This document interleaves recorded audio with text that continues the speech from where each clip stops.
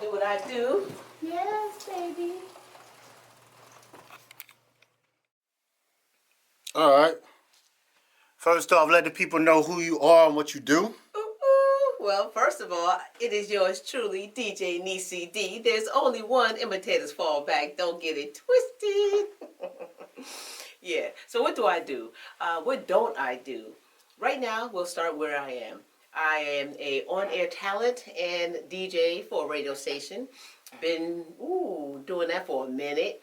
I also do some sound engineering and production work, stuff like that, board out. Also, I'm kind of like that skeleton key, whatever they need, I got it. No doubt, no doubt. You do a little more than that. Well, yes, I does. All right, what else you want to know? So, I got my own company, Niecy Enterprises, LLC. That's also my label. I'm an artist. I manage artists, not as much as I used to, but I do have one young man up in Atlanta that I am mentoring. Been mentoring now for about 14 years. And I train people how to swim. You want to know how to swim? I got you. Holla at your girl.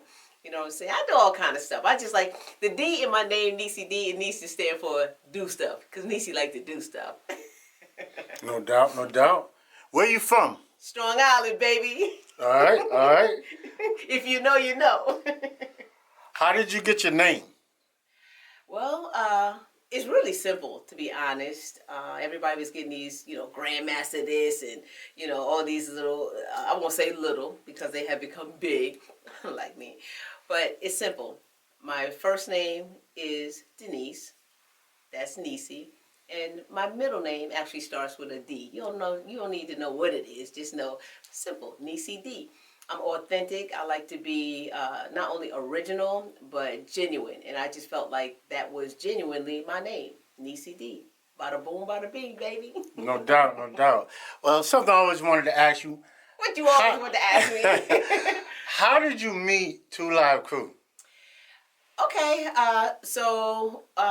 long story short, when we moved from New York down to Florida, and there used to be this club downtown Orlando, Rosie O'Grady's, and everybody used to go there, hang out on Church Street, party, and there were these girls who actually were dancers with Two Live Crew.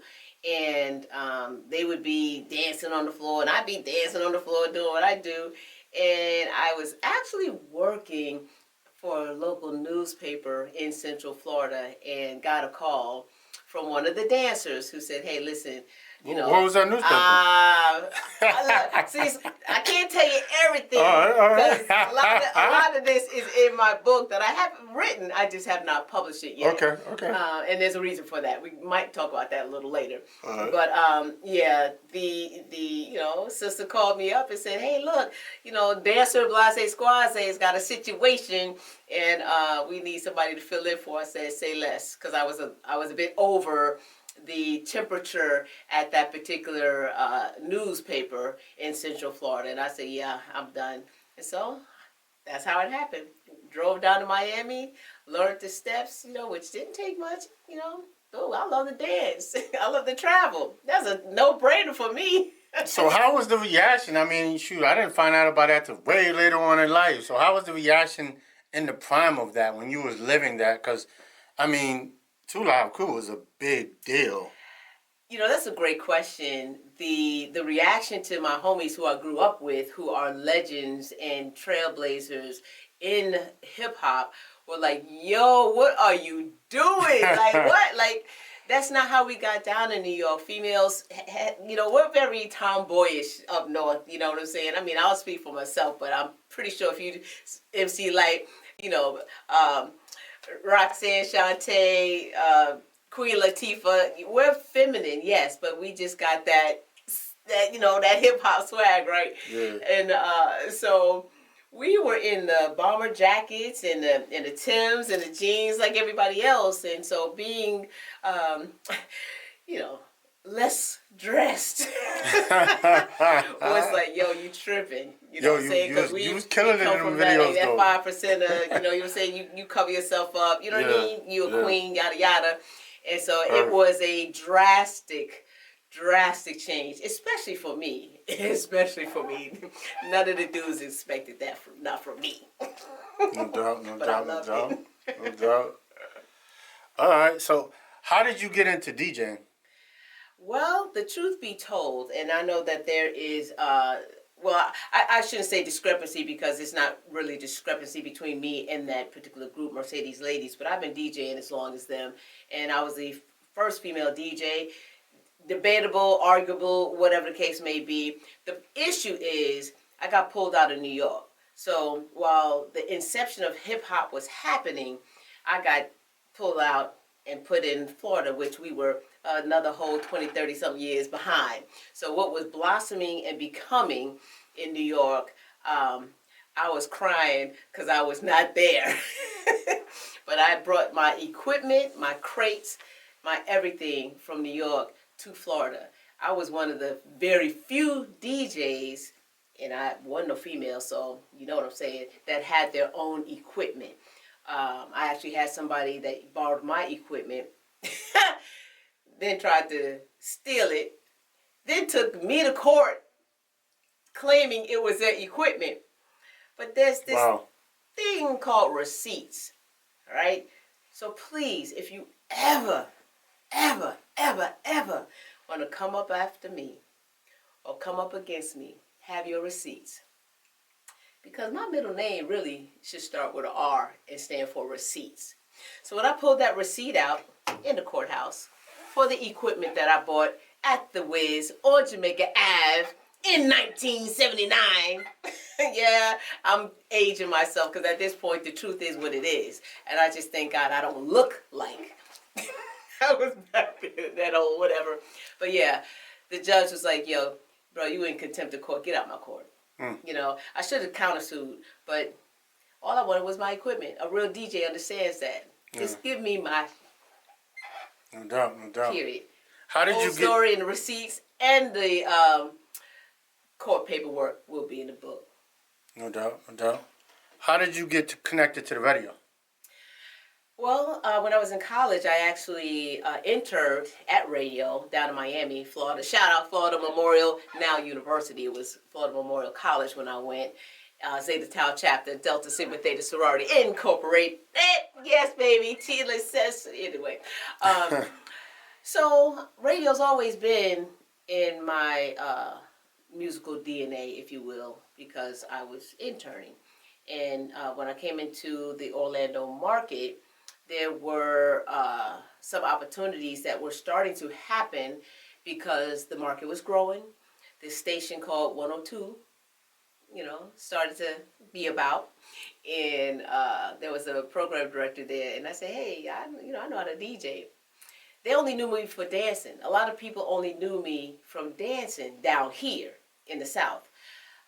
So that was like, you're not a DJ.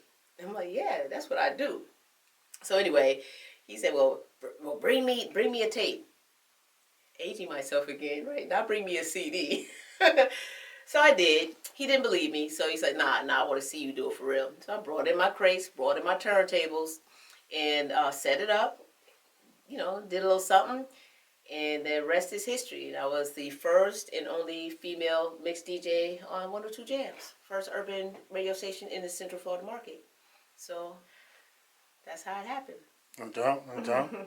So you spoke a lot on dancing. What inspired you to get into dance? I love it. Everything I do right now, today, I did when I was young. Everything. I danced all the time, roller skate all the time, ride horses all the time, skied all the time, DJ'd all the time. Like, that's what I do. Those are the gifts. So let me just interject this right here. Everybody came to this earth with a gift. And in many cases, multiple gifts. You got to stop letting all these distractions get in the way of you executing your gift.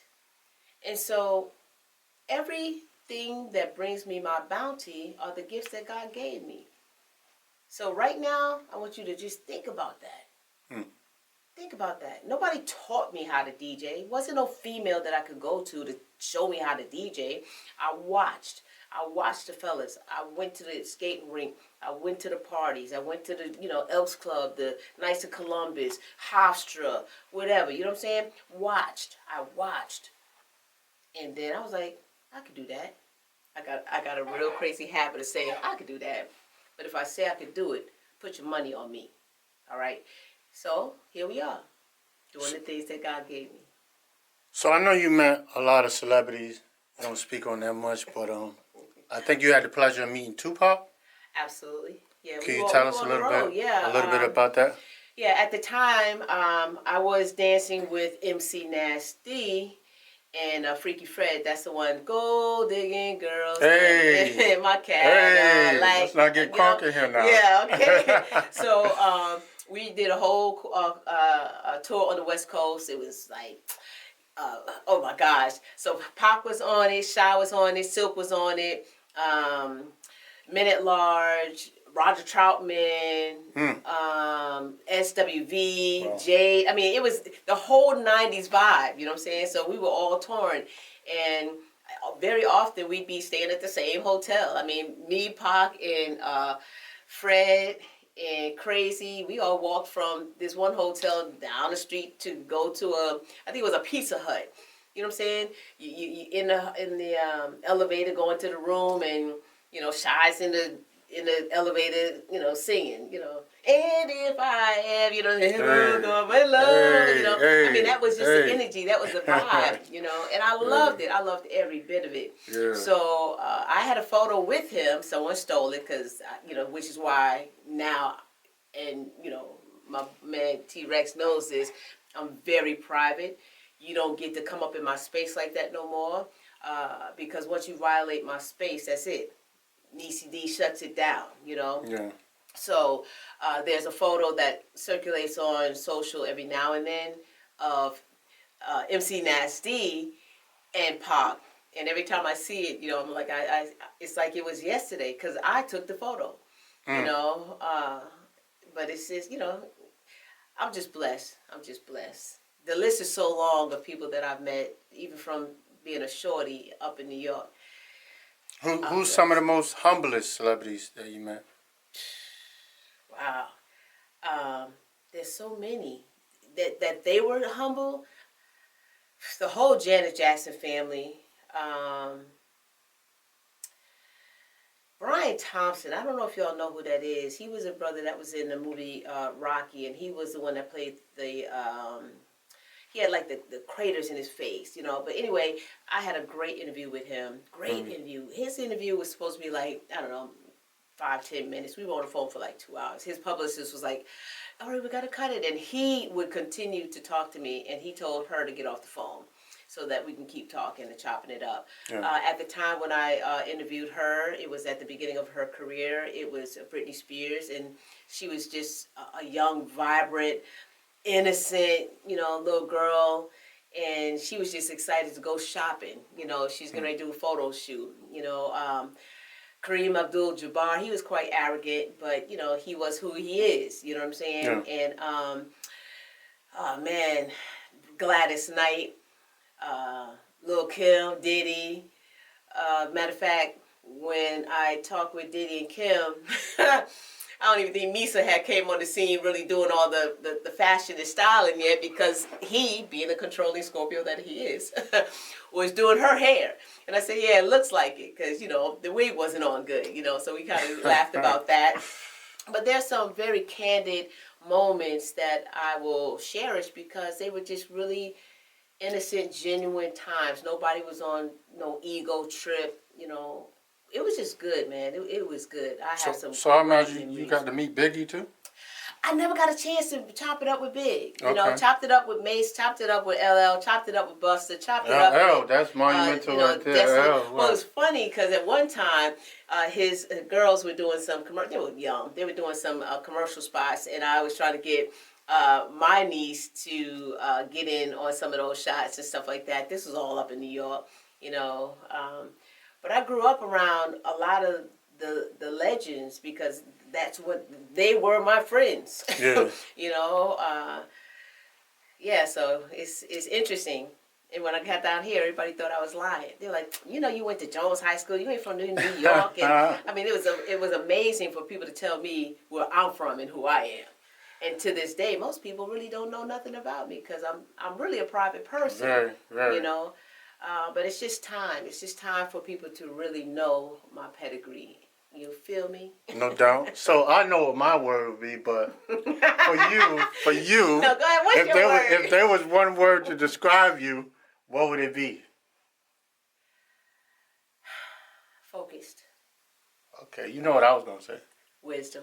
That part. But you know, but a lot of people don't know the time that we have shared, the times that I have offered and poured into you and given you spiritual guidance and just tried to be there for you, you know, as a friend, you know what I'm saying? Yeah.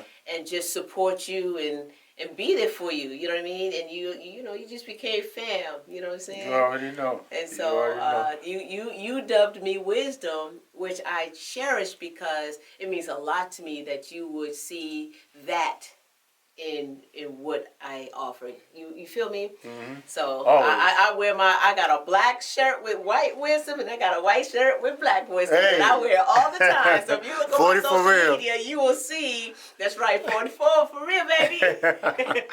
For real. Y'all Yeah, I better put know my money about where it. my mouth is. If a gift is given to me, I make sure that I wear it, support it, read it, use it, whatever the case is, because no one has to give you anything. So when someone gives you a gift, it means something. So just remember that. No doubt, no doubt. What do you feel is the biggest difference from where hip-hop came from and where hip-hop is now? When the machine realized how much money it can make from it, how it can manipulate communities, how the power of hip-hop could change the trajectory of neighborhoods and inspire black and brown people. Although when we look at the consumption of it, you have a totally different demographic that was really spending the money on it. Now, we have gotten to a point where the message has shifted because the agenda has remained the same, which is to, I don't want to sound like it's a missile, but to basically seek and destroy. You know, we are still that group that just irks the hell out of people. For what? You know, everything that we have you want, but you do not want us to be the one that possesses it and uses it and manifests it. Meaning, you know I'm powerful. You know that I'm gifted. You know that if you open the door, I'm coming through. That intimidates you when you know you don't possess that same type of energy. And so you will project upon me your shortcomings. You will project upon me your weaknesses. You will project upon me the things that you are not willing to work for.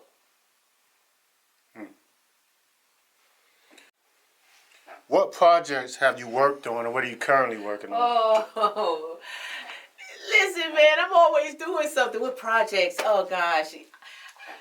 You got to work with me on this one. You know how many things I do? So I have a project that I'm working on right now because I sit on a lot of committees. So one committee is the City of Orlando Black History Month Committee. And I'm working on a project where we have a community event that's coming up February 3rd at City Hall in the Rotunda for artists that someone was supposed to submit his artwork for. And then we have the community event that will be February 10th at the Plaza Live. Come out, it's gonna be a blast, and it's free. So that's one thing I guess you could say I'm working on and building.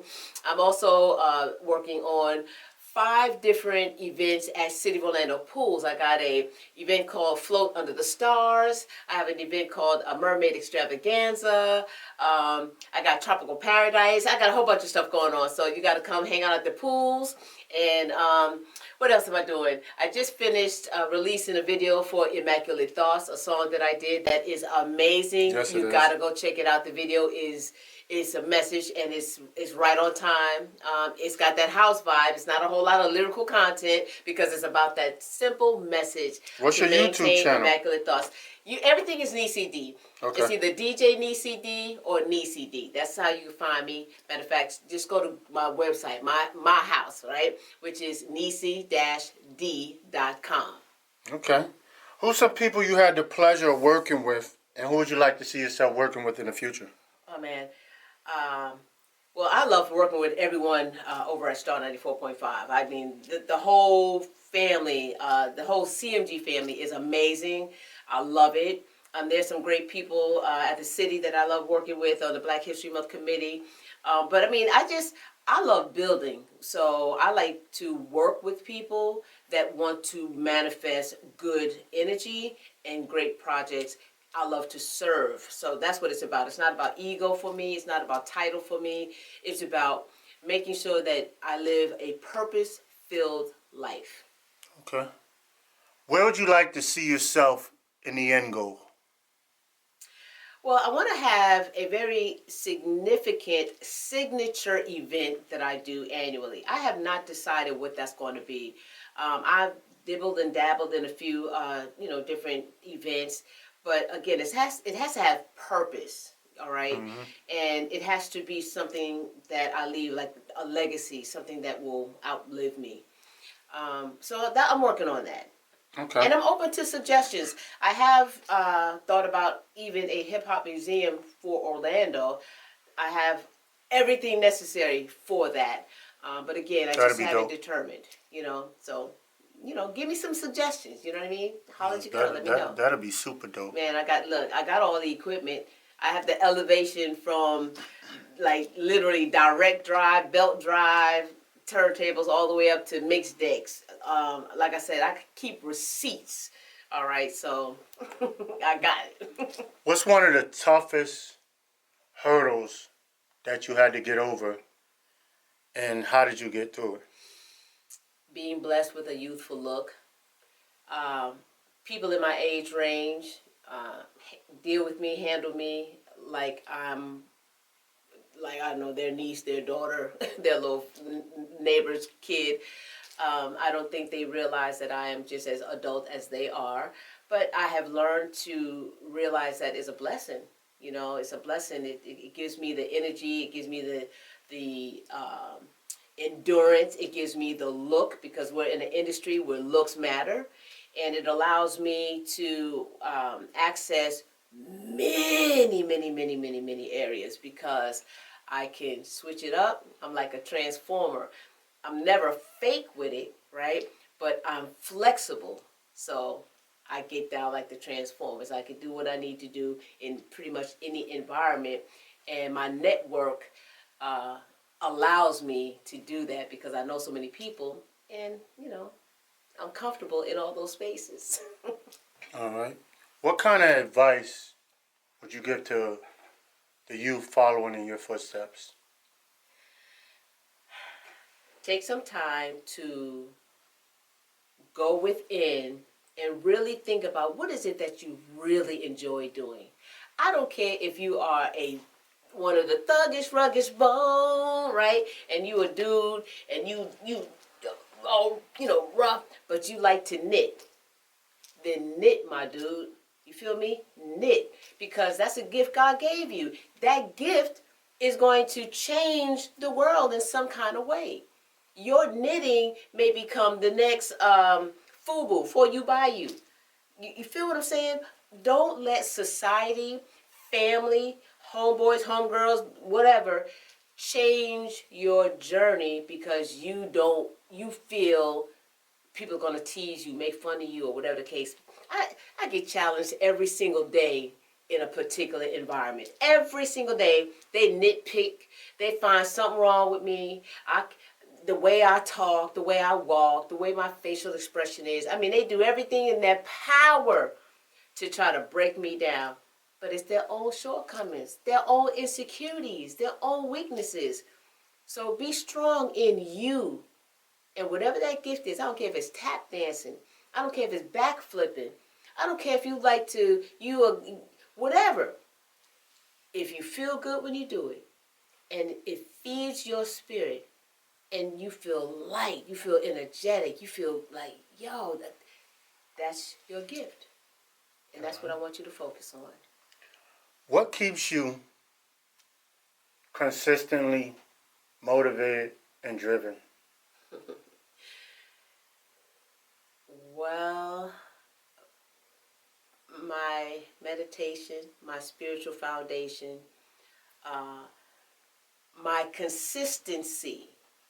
When I look back at the challenges that I've had to face, the things I've had to come over, when I knew that I could, no matter what it looked like to anybody else, I don't care. I'm that person that I could be in the quicksand.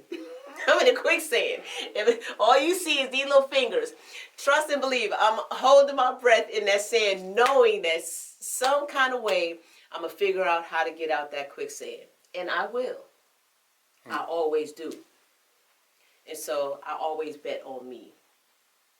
If there was something you could take back and do differently, what would it be? I'd have more children. All right, well, thank you for sitting with Rex. We appreciate you. Give your shout outs, you know what I'm saying? Give all your little connections, your social media, ways for people to connect with you, and all that good stuff. Thank you. I appreciate you. I hope that you got something out of this interview that will inspire you, that will help you take that one more step forward and to reach your goals. All right. I wish you love, light, prosperity, excellent health. All right. Subdue that ego and rise. All right. No shout outs? Look, I'm shouting all y'all out. You feel me? All right. I'm shouting out all the real ones. I'm shouting out all those people who are my well-wishers, those who send light my way, send love my way. I send it back to you, and I thank you for it. I don't take it for granted. That's my shout out. No doubt. Haters fall back. Y'all make sure y'all look up DJ Niecy D. There's only one, baby. Yeah, it is. Boom shakalaka. Thank you. You're welcome. Peace.